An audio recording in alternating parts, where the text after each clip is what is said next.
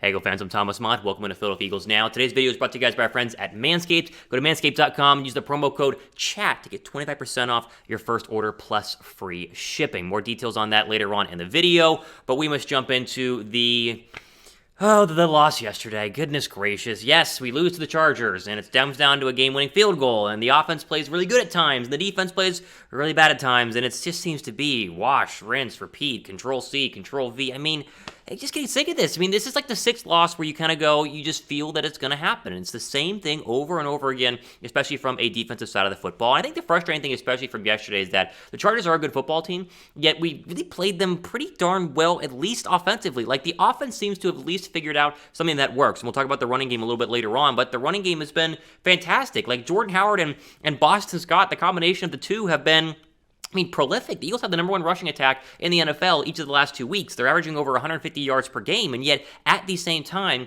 every single time the defense is out there, you just expect to be carved up. Like, you just expect whoever the quarterback is, whether it's Justin Herbert, whether it's Tom Brady, whether it's Patrick Mahomes, to just carve you up, go all the way down the field, and score. And on that final drive, even though there were a couple of missed calls there, some penalties that were kind of iffy, and of course Derek Barnett being an idiot, I think we all knew that the Eagles were going to lose that game based on the fact that they were not going to give the ball back to Jalen Hurts and the offense. So it's just brutal, man. I'm getting so sick and tired of trying to figure out this team, because on paper, I feel like they could be a decent football team. Maybe not a great football team, but a decent football team, and yet the coaching and the scheming continues to kind of hold us back, and I feel like the dam is eventually going to break here, where the defensive players are going to say uncle and start calling out Jonathan Gannon, and they kind of did that in the post-game press conference last week and a little bit this week, but man, I don't know what he's doing. It's driving me nuts. Okay, we'll jump into my 5 big takeaways here in just 1 second. First, though, who takes the blame? I mean, seriously, pin comment down below. Who takes the blame for the Eagles' loss on Sunday?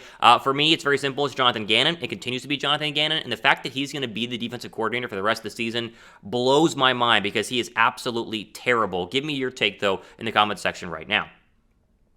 All right, first big takeaway. Let's at least talk about the positives here, and that is running the football. Like, running the football is the key. It's the key to this offense being productive as they have been each of the last couple of weeks. And again, it blows my mind that this is not something that Philadelphia had chosen to do until after Miles Sanders got hurt. And yet here we go again. Look at this. I mean, these stats are incredible. Jordan Howard had 71 rushing yards and a rushing touchdown. Boston Scott had 40 yards running the football. Jalen Hurts had 62 yards rushing the football. Gainwell had a touchdown on that 3-yard carry. They're getting massive chunks. It's like 5 yards per rush, and you kind of sit back and you go, oh wow, I mean, this is the blueprint to actually move the football. And yet, for as much as I try to defend Nick Sirianni because I want him to succeed, stuff like this is indefensible. Like, it's absolutely indefensible to go 6 weeks without doing this and then finally starting to figure this out. Like, you can't tell me you're an offensive genius, or at least offensively, smart from a coaching standpoint, and wait this long to figure out that your quarterback and your offense needs to run the ball. It just blows my mind. Like, why haven't we run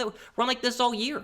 I think the Eagles could be over 500 right now, or at least right at 500 for wins and losses had they run the football like this the entire year. There are a couple of games where you go back and you say the Eagles, lose a close one here, they lose a close one there. Had they actually been able to run the football, or even just stick to the run at times, they would have been doing a lot better. And so, as fun as it is to watch them run the football, as gratifying as it is, it's also frustrating because it took Philadelphia literally half the season to figure out, oh wait, we have good run blockers, we have good running backs, and we have a quarterback that needs to be able to lean on a running game. Well, let's put it all together, and wow, look what happens. It's inexcusable, and that's a word I'm going to use today a lot. It's inexcusable to continue to coach this badly and be outcoached this badly, and it's really tough and honestly painful to watch. Next big takeaway is, again, just a copy, rinse, repeat. I mean, literally, we do this every single week. The defense continues to get absolutely gashed, and they got absolutely obliterated by Justin Herbert. They blitzed more than people realized. I went through the next-gen stats yesterday evening and this morning again, and they blitzed on 20% of all their snaps, the most that they have done all year long. And yet, the blitzes aren't getting home. I mean, and that's very, very clear. Justin Herbert had a completely clean pocket literally the entire day. They did not have a single sack of him, even though he was sacked a bunch last week against the Patriots. But When the Eagles did drop back into zone coverage, their favorite, zone, their favorite defensive scheme, Justin Herbert did not throw an incomplete pass. I think the number was he was 13 for 13. He finished with 356 yards and nearly a perfect quarterback rating. I mean, it's just getting old. Like this is getting so inexcusable and so ridiculous and so old and so tiring that I just want to beat my head against the wall. This two deep safety look zone coverage shell defense that we want to keep running does not work when A, you get zero pressure on the quarterback, and B, you have linebackers that can't cover their zones, and of course Philadelphia has neither of those things right now, and they're getting gashed, and the fact that we continue to watch it happen week in and week out and do nothing about it is, Jonathan Gannon really should be fired today. Like he really should be, even though he won't. It's, oh my gosh, okay, I'm just getting so frustrated. Grade the Eagles' performance versus the Chargers. Like, give me your grade. A, B, C, D, or F. I think offensively, it was probably a B+ grade. I mean, I think that they played well enough to win. We'll talk about Jalen Hurts here in a second, but defensively, it's an F again, and so that puts me at kind of a D- to a C- to a D+ probably is my grade. But give me your grade down below right now. Now, of course, make sure you guys are subscribed to Philadelphia Eagles Now, because as it's looking like, draft season is going to be the most exciting part of the year for the Eagle fans, for all of us Eagle fans, because right now we're not winning football games, and so we have great draft coverage coming up really sooner than you think. So I'm going to start doing my draft work here a little bit earlier because we have so many first-round draft picks, and obviously those are going to be important first-round draft picks. So make sure you guys are subscribed to the channel. We appreciate each and every one of you guys.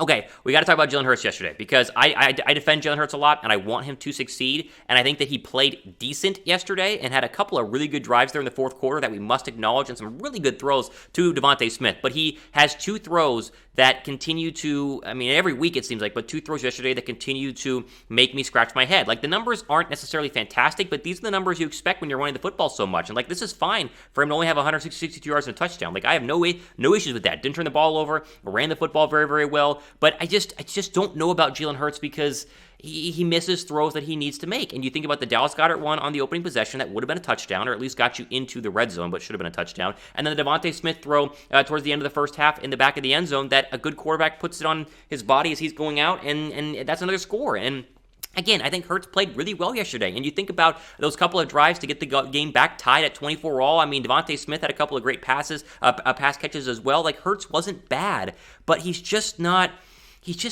good enough. And that's what's really starting to worry me here, is that I think he is progressing, and I think he is getting better, and I think you can win with him. I think Philadelphia could win games with him, but I don't know if I'm seeing the accuracy that's needed for a quarterback of his ability. And I hate that I'm starting to admit that, but I'm starting to feel that way. And I hope I'm wrong. Again, I've said before, we need Jalen Hurts to be successful. That way you spend your 3 first-round draft picks on defensive players instead of a quarterback. But as it's going right now, I just don't know. Honestly, I just don't know. And a couple of those throws make me want to just rip my hair out of my head. And then some of the throws you go, oh, that's pretty darn good. So I don't know, man. I don't know what we're going to do. Before we get into my, of course, thoughts on DeVonta Smith, let me give you my that in just one second. Quick shout out to our friends at Manscape. Go to manscape.com/chat to get 25% off your first order plus free shipping on a ton of their actually fantastic products. I was using my lawnmower yesterday, and it's the best male grooming tool you could possibly hope for all areas of the body. I mean, it doesn't cut you.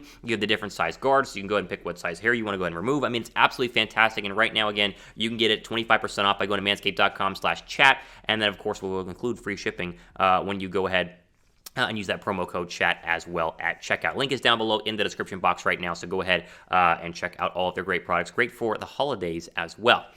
Okay, I want to give a quick shout out to DeVonta Smith, because he has been a little quiet the past couple of weeks. We talked about that in my reaction video last week, but he was that dude yesterday. He was that great, and it's a reason why I'm so excited about the future. 6 targets, 5 catches, $116 and a touchdown. It should have been probably close to 200 yards and 2 touchdowns had Jalen Hurts made a couple of those throws. But he has been clearly the best receiver in this football team, and he gets open way more than we actually give him credit for. And sometimes Hurts misses throws, but sometimes they don't throw his way. He gets open a ton and just looks absolutely fantastic. And it's really compounded how great he is when you look at the rest of the wide receivers, because Watkins, he's just kind of it's not gimmicky, but he's not necessarily a consistent player. And Jalen Reagor is absolutely garbage. I mean, Reagor has been rated by Pro Football Focus like 148 out of 153 eligible wide receivers. I mean, an absolute bust. I mean, it's literally J.J. Arcega-Whiteside, wash, rinse, repeat, except for we spent a first-round draft pick on him and didn't take Justin Jefferson versus J.J. Arcega-Whiteside, where we spent a second-round draft pick and didn't take DK Metcalf. So,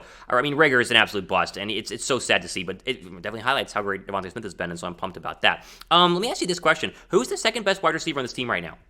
Like, seriously, who is the second best wide receiver? I guess it is Quez Watkins, and again, we're not including tight ends because Goddard is definitely up there as well, but I guess it's Quez Watkins, which is, not how it should be. It should be Reagor. Reagor should be number 2, and he's not playing that well, and so, oh my gosh, it's frustrating. Absolutely frustrating. Okay, final thoughts here. We always talk about the future, and obviously, I don't know what to do. Like, I don't know where we go from here, because if you look at the schedule, it's not necessarily difficult over the next couple of weeks. Now, of course, the Broncos looked good yesterday, beating the Cowboys. Thank you. We always appreciate the Cowboys losing, but they're not necessarily a juggernaut football team. The Saints don't have a quarterback right now. Trevor Siemian looked decent, but they lost to the Falcons. The Giants aren't good, even though they were able to beat the Raiders yesterday. The Jets are not good, and Washington isn't good. Like, there are still wins to be had, and I think if Philadelphia plays like they did yesterday, at least offensively, they can win some football games. And honestly, as we look at the playoff picture, the 7th seed is still very much available. Like, as you look at the seeding, the Falcons are 4-4, the Panthers are 4-5, like the Eagles at 3-6 are not mathematically eliminated. So we're not going to say, it's over, but it just doesn't feel like this is a playoff team,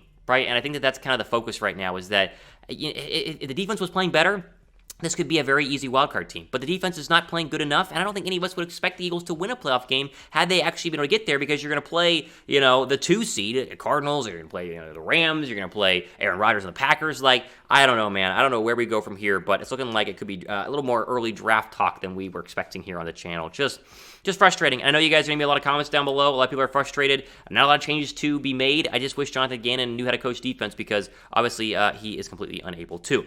All right, ultimate day on our Eagles reaction video. Plenty more content coming up this week, as we always do, so stay tuned for that. Make sure you guys are subscribed. But for Philadelphia Eagles now on, another loss, hang in there, guys. Stay tough, as we, of course, have a lot of games left here for the Eagles season. I'm Thomas Mott, though, signing off for the rest of your day.